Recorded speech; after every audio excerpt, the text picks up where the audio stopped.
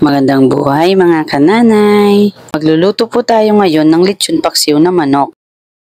Dahil sa may dala nga po lechon manok si Ate Aina. Ito na nga po mga kananay, hinanda ko na po ang gagamitin kong sangkap. Naggisa muna po ako ng sibuyas.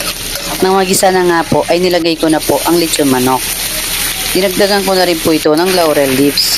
Pagkatapos ay sirangkutsa ko lamang po mga kananay at nilagdagan ko po ng paminta. Nilagay ko na rin po ang kanyang sauce. At nilagyan ko na rin po ng all around sarsa. Hinalo-halo ko lamang nga po ito mga kananay para kumapit ang sauce sa manok. Saka ko po dinagdagan ng konting tubig. Nilagyan ko rin po pala ito ng buong paminta. At nilagay ko na rin po ang seasoning. Nang kumulo nga po uli ay nilagyan ko po ito ng konting suka. Dinagdagan ko nga rin po pala ito ng konting asukal.